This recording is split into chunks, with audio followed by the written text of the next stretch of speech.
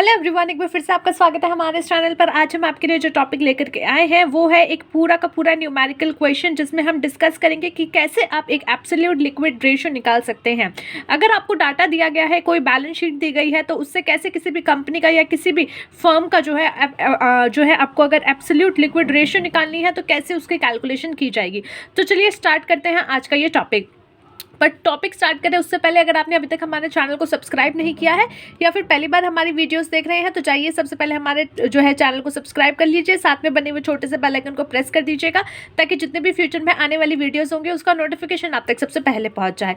तो absolute liquid ratio होता क्या है? लिक्विड का मतलब क्या है कि जो जल्दी से जल्दी चेंज हो जाए, अगर आप चाहो तो उसको दूसरे तरह से ढाल सको। जैसे आपका जो करंट एसेट होता है, करंट लायबिलिटी होता है, ये सब क्या होता है? लिक्विड होता है। लिक्विड यानी कि इसको जो है जल्दी जल्दी चेंज किया जा सकता है।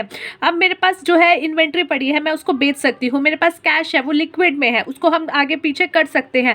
बैंक में पैसा है, निकाला जा सकता है। तो ऐसी चीज़ें जो कि जल्दी से जल्दी चेंज हो सकती हैं। अब आपकी एक कंपनी में करंट एसेट और करंट लायबिलिटी क्या दिखाते हैं? करंट लायबिलिटी यानी कि जो कि शॉर्ट टर्म लायबिलिटीज होती हैं, जिनको साल दर में आपको जो है पेमेंट करके निकाल देना होता है, या जो नॉर्मली साल दर में पेमेंट हो जाएगी। सेम करंट एसेट कौन सी होती है? जो ज़्यादा साल भर में ही जिसको आप जो है चेंज कर पाओगे, उसको जो है बेच पाओगे या उसको कैश में कन्वर्ट कर पाओगे।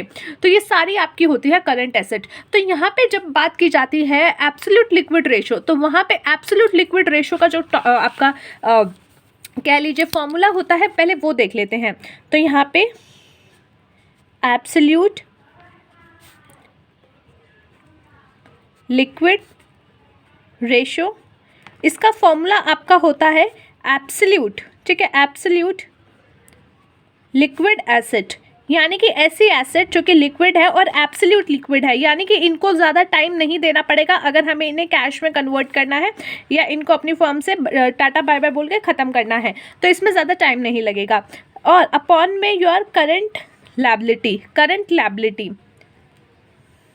यानी ऐसी लायबिलिटी जिनको आपको एक साल के अंदर पेमेंट कर देनी है। अब एब्सोल्यूट लिक्विड रेशियो आपको यहाँ पे निकालना है। एक बैलेंस शीट दी गई है और एब्सोल्यूट लिक्विड रेशियो निकालने का फॉर्मूला होता है एब्सोल्यूट लिक्विड एसेट अपॉन में करंट लायबिलिटी, यानी कि ऐसी लायबिलिटी जो कि आपको एक साल में पे कर देनी है। अब इसका मतलब क्या है? देखिए, आपके पास कितनी एसेट है जो कि एब्सोल्यूट अभी की अभी आप जो है पेमेंट कर सकते हो, अभी की अभी आप जो है सब कुछ बेच बाच के इतना एसेट से जो है कैश में कन्वर्ट कर सकते हो, और जिन जिन की लायबिलिटी पे करनी है कर सकते हो। तो वो आपकी आ गई एब्सोल्यूट लिक्विड रेशियो अपॉन में करंट लायबिलिटी यानी जिनको एक साल में आपने पेमेंट करनी है। तो ऊपर का अमाउंट जितना ज़्यादा होगा और कम नीचे का जितना कम होगा, आपके लिए एक बेटर पोजीशन होगी। देखो, आप खुद सोचो, अगर आपके पास जो है एसेट ज़्यादा है पर आपकी देनदारियाँ बहुत ज़्यादा है, ठीक है, एसेट ज़्यादा है पर देनदारियाँ उससे भी ज़्यादा है, तो उस सिचुएशन में क्या हो जाएगा? यहाँ का अमाउंट कम होगा और नीचे का अमाउंट ज़्यादा होगा। डिवाइड करोगे तो ऑब्वियसली वो पॉइंट में आंसर आएगा या बहुत कम आंसर आएगा। तो उस सिचुएशन में क्या हो जाएगा? ऐसी सिचुएशन का मतलब है कि आपकी जो देनदारियां हैं वो इतनी ज़्यादा हो गई हैं कि अगर आप सब बेच बाज के भी बैठोगे तो करंट एसेट का, तो आपके पास इतनी पॉसिबिलिटी नहीं है कि वो आप सब चुका पाओ। इसीलिए बेटर क्या होता है कि ज़्यादा से ज़्यादा आपके पास लिक्विड एसेट हो। इसलिए ये रेशो निकाला जाता है कि ये देखा जा सके कि कंपनी की कितनी अच्छी वैल्यू है, कितना वो सेटिस्फैक्शन वहाँ पे आपकी है, कितना आपका जो है वैल्यू अच्छी है। अगर आपको सारी चीज़ें कल को चुकानी पड़े तो कितने ज़्यादा आप परिस्थितियाँ कैसी हैं। तो यहाँ पे एक बैलेंस शीट आपको दी गई है जहाँ पे बिल्स पेबल है 30,000, सन्ड्री क्रेडिटर है 20,000, शेयर कैपिटल है 1 लाख, डिबेंचर है 2 लाख, बैंक ओवरड्राफ्ट है 25,000 और बिल्स पेबल है 75,000। वहीं गुडविल है आपके पास 2 lakh, land and liability building है आपके पास 2 लाख, इन्वेंट्री है 50 की, कैश इन हैंड है 30 लाख और कैश एट बैंक है 20,000 and last but not the least marketable security है 10,000 की। तो अब मुझे जानना है कि मेरी एब्सोल्यूट लिक्विड रेशियो क्या है मेरी इस कंपनी की। तो यहाँ पे एब्सोल्यूट लिक्विड रेशियो का हमने फॉर्मूला देख लिया। अब इसे निकालने के लिए सबसे पहले मुझे क्या कैलकुलेट करना पड़ेगा?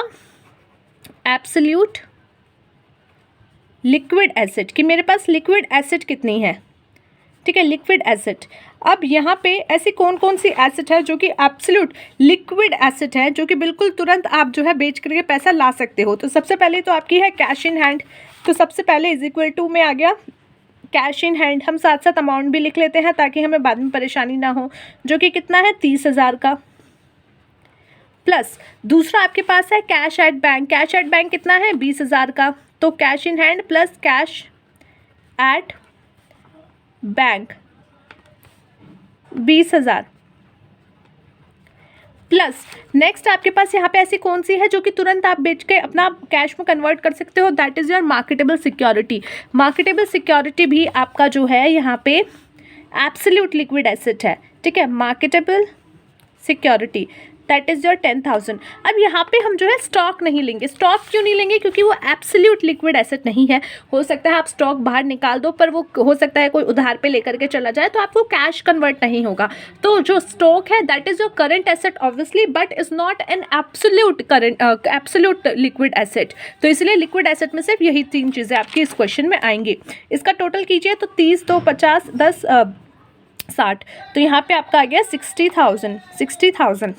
ठीक है, ये तो मेरा निकल के आ गया liquid absolute liquid asset. Now अब मुझे क्या चाहिए? Current liability.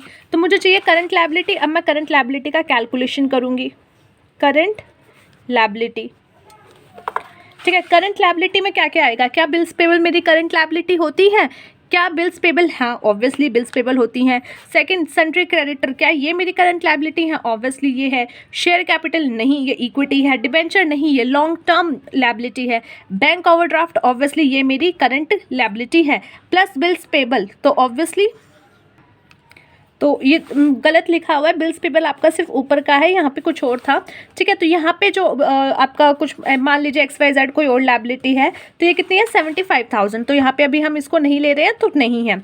तो इसके अकॉर्डिंग सिर्फ हमारे पास 3 चीज़ें निकल के आई हैं। कौन कौन सी? एक बिल्स पेबल, ठीक है, बिल्स पेबल मैं BP लिख रही हूँ, जो कि है 30,000 प्लस नेक्स्ट आपका सन्ड्री क्रेडिटर जो कि है 20,000 and last that is your bank overdraft plus bank overdraft जो कि कितना है आपका?